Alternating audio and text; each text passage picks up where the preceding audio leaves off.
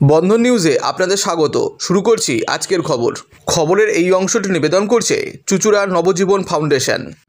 শুরু 2024-এর মাধ্যমিক পরীক্ষা। প্রশাসনিক স্তরের তৎপরতা ছিল তুঙ্গে। সকালেই ট্রেজারি থেকে প্রশ্নপত্র এসে পৌঁছায় ডিস্ট্রিবিউশন সেন্টারে। হুগলিতে হুগলি ব্রাঞ্চ স্কুলে এমনই একটা ডিস্ট্রিবিউশন সেন্টার। সেখান থেকেই নিকটবর্তী স্কুলের মাধ্যমিক পরীক্ষা কেন্দ্রগুলিতে প্রশ্নপত্র পৌঁছে যায়। এবারের মাধ্যমিক পরীক্ষা শুরু সকাল 9:45।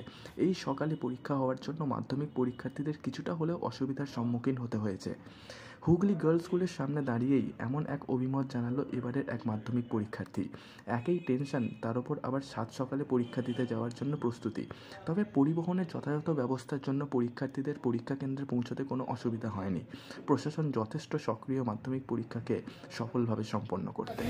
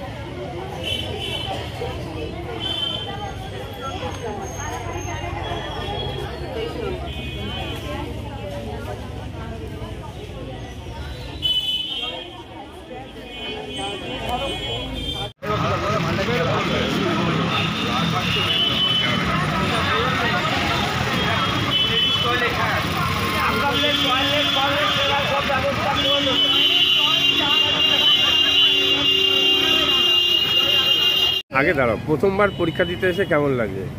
মানে এটা তো জীবনে প্রথমবার মধ্যে।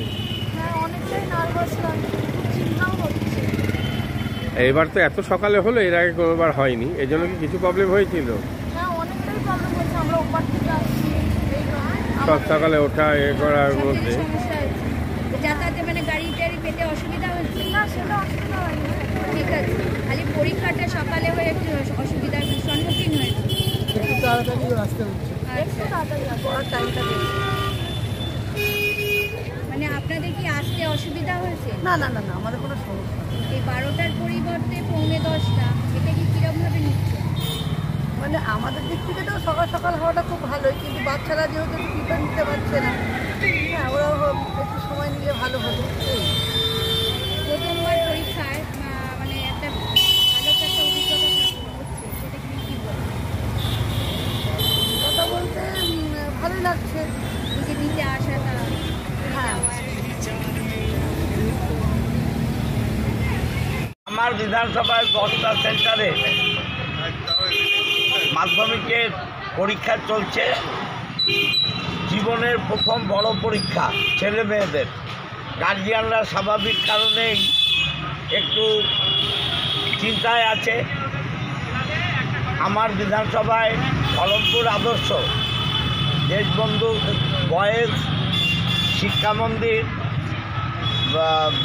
বিনোদিনী ব্রাঞ্চ, আমাদের গৌরহরি হরিজন এবং Hooghly girls, Sugandha, Polba boys, Polba girls, সমস্ত স্কুলের সামনেই আমাদের যারা জনপ্রতিনিধি, যারা কাউন্সিলর, যারা পঞ্চায়েতের মেম্বার প্রধান, তারা ক্যাম্প করেছে এবং গার্জিয়ানদের কোনো অসুবিধা যাতে না হয় তাদের জল চা আমাদের সাধ্যমতো, কাউন্সিলরদের সাধ্যমতো ব্যবস্থা করেছে।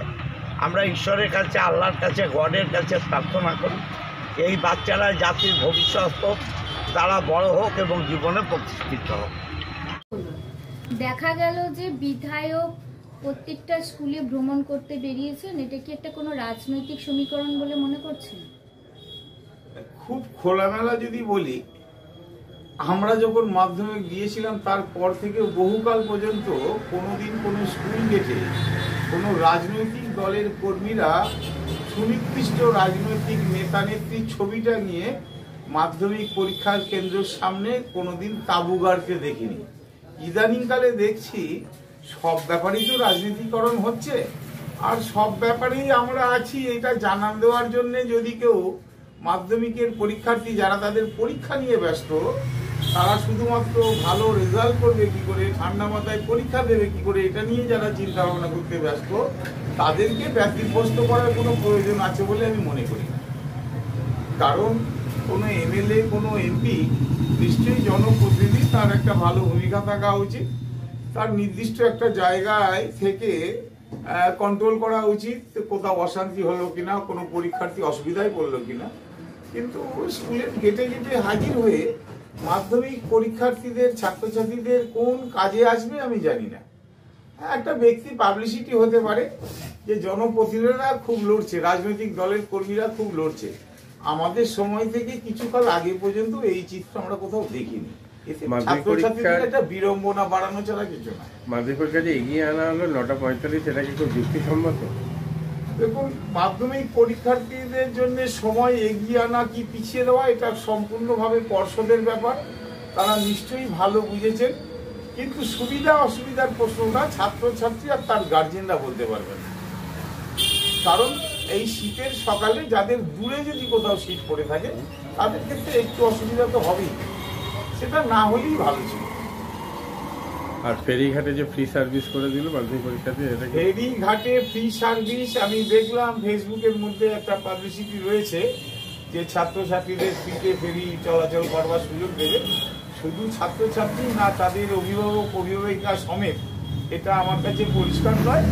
তবে বিনা পয়সায় ছাত্রছাত্রীদেরকে যদি যাতায়াতের বন্দোবস্ত করে দেয়, খারাপ কিছু নয়। এখন ফ্রি যুগ চলছে, তো কে কত পাইয়ে দিতে পারে এবং পাইয়ে দেওয়ার মধ্যে দিয়ে কতটা সুনাম অর্জন করতে পারে। মানে এর মধ্যেও রাজনৈতিক বন্ধ পাওয়া যাচ্ছে কি? ব্যাপার হচ্ছে, দেখুন, সমাজের সর্বস্তরেই একটা পাইয়ে দেওয়ার বিষয় চলছে। কে কত মুখ হতে দিতে পারে। আগে দেখতাম কমার্শিয়াল প্রোডাক্টের গায়ে লেখা থাকতো এত% ফ্রি, অত% ফ্রি, এত% টাকায় ফ্রি, অথবা সামগ্রীতে ফ্রি। এখন সব ফ্রির যুগ চলছে, কে কত ফ্রিতে পাইয়ে দিতে পারে, সর্বত্র এক হাল। মাদকাসক্ত যুবকদের জীবনের মূল স্রোতে ফিরিয়ে আনছে চুঁচুড়া নবজীবন ফাউন্ডেশন। আজ থেকে 7 বছর আগে পথ চলা শুরু হয়েছিল এই সংস্থার। হুগলি জেলা থেকে শুরু হয়েছিল নবজীবন ফাউন্ডেশনের কাজ। আজ গোটা উত্তর পূর্ব ভারতে ছড়িয়ে পড়েছে তার ব্যাপ্তি। জেলা ও রাজ্যের হাজার হাজার মাদকাসক্ত যুবকদের মানসিক ও শারীরিক চিকিৎসার মধ্যে দিয়ে সুস্থ জীবনের পথে ফিরিয়ে আনছে নবজীবন ফাউন্ডেশন। কী করে এই সংস্থাকে তিল তিল করে গড়ে তুলছেন বন্ধন নিউজ এর ক্যামেরার সামনে, সে কথা বললেন সংস্থার কর্ণধার চন্দন দাস। দেখি ওটার মধ্যে কি আছে বা পাড়ার বড় দাদারা করছে, আমিও একটুখানি করি, ফিলিংসটা কি সেটা দেখতে যাই। এবং একটা সার্টেন টাইমের পর কি হয়, সেটা ফ্রিকোয়েন্সিটা তখন অনেক বেশি থাকে, গ্যাপ থাকে যখন শুরু করে।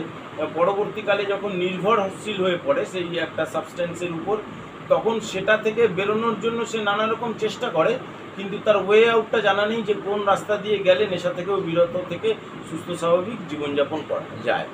তো আমি ভাবলাম যে শুধুমাত্র আমি সুস্থ স্বাভাবিক জীবনযাপন করলাম, আমার জীবনের সার্বিক উন্নতি হলো, বা আমার যেসব এম বা আমি জীবনে যে জিনিসগুলো করতে পারিনি সেগুলো আমি ফুলফিল করলাম, তাহলে তো শুধু আমার কথাই ভাবা হলো। তাহলে আমি এরকম কিছু কাজ করি যাতে আমার মতো আরও 5 জন আমার দ্বারা উপকৃত হয়। এবং একটা সার্টেন টাইমের পর যখন মানুষ চায় যে ফিরতে, অথচ তার কাছে রাস্তা থাকে না, তখন এই একটা WHO ওয়ার্ল্ড হেলথ অর্গানাইজেশন একটা প্রসিডিওর বার করেছে। গরম পানীয়র জন্য বিশ্বমানের flask, micro oven, mixer grinder, induction সহ আধুনিক রান্নাঘরের সামগ্রী উৎপাদন সারা বিশ্বে আলোড়ন সৃষ্টি করেছে বোরোসিল। পাশাপাশি বিশ্বমানের সোলার গ্লাস, যা সোলার সিস্টেমের অন্যতম সামগ্রী তৈরি করে, সারা বিশ্বে নজির গড়েছে বোরোসিল। দেশের বাজারে পাশাপাশি বিশ্ববাজারেও সব প্রতিযোগী কোম্পানিকে পিছনে ফেলে এগিয়ে চলেছে ভারতের Borosil.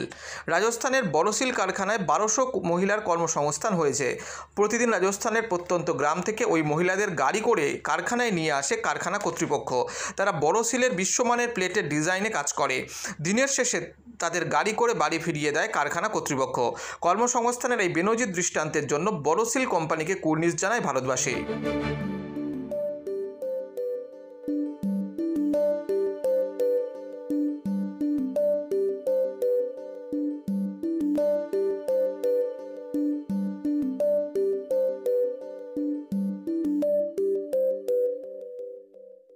At Borosil, our products touch our customers' lives in many ways. Our philosophy is simple: understand the evolving needs of our customers and deliver solutions to meet them.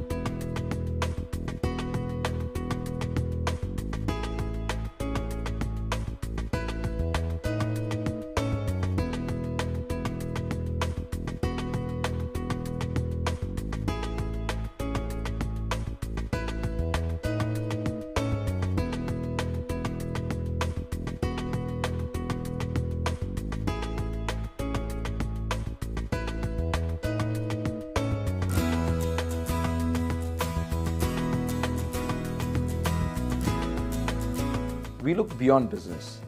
We promote green energy as well as provide healthcare and education for the underprivileged. In fact, this has been our heritage at Borosil.